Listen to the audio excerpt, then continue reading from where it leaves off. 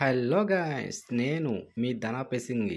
మనం వచ్చేసాం వరంగల్లో ఉన్నటువంటి భద్రకాళి అమ్మవారి దేవాలయానికి. నేను వరంగల్ రావడం జరిగిందండి. ఇక్కడ మోస్ట్ ఫేమస్ ప్లేస్లు ఏమని అడిగితే, ఒకటి 1000 స్తంభాల గుడి అన్నారు, 2 భద్రకాళి అమ్మవారి దేవాలయం. లోపల రావడం జరిగిందండి. అమ్మవారి ప్రతిరూపాలు ఎన్ని ఉన్నాయి అవన్నీ కూడా గోడ మీద పెయింట్ రూపంలో వేయడం జరిగిందండి. అవి చాలా చాలా బాగున్నాయండి. చూసారా ఎంత అద్భుతంగా ఉన్నాయో.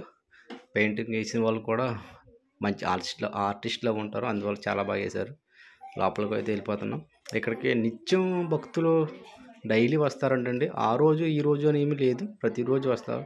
ఇక్కడ వైజాగ్లో కైలాసగిరి మీద శివుడు పార్వతి ఏ విధంగా ఉంటారు, అది ఆ విధంగా కూడా ఇక్కడ పెట్టడం జరిగింది. అవి కూడా చాలా బాగున్నాయి.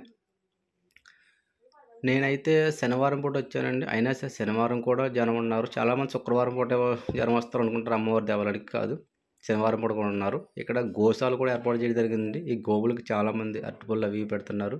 చూసారా ఎంతమంది భక్తులు ఉన్నారు. మరి ఇంకెందుకు ఆలస్యం, మరి మనం గుళ్ళోకి వెళ్ళిపోదాం. మరి ఇదిగోనండి లోపలికి వెళ్ళడానికి దారి. లోపల కెమెరా నాట్ అలౌడ్ అన్నారు, కానీ ఏంటంటే నా తోటి సబ్స్క్రైబర్లు చూడాలని కొంచెం రిస్క్ తీశాను. ఆ రోజు అమ్మవారి చీరలు కూడా వేలం వేస్తున్నారు, పాడుకుంటున్నారు. అమ్మవారి విగ్రహం తీద్దామని చాలా ట్రై చేశానండి, కొంచెం లైట్గా పడ్డది మాకు. మీకు ఎవరికైనా కనిపిస్తే కామెంట్లో తెలియజేయండి. పక్కనే అమ్మవారి రూపం కూడా పెట్టారు, వేరే విగ్రహం, పెద్ద విగ్రహం.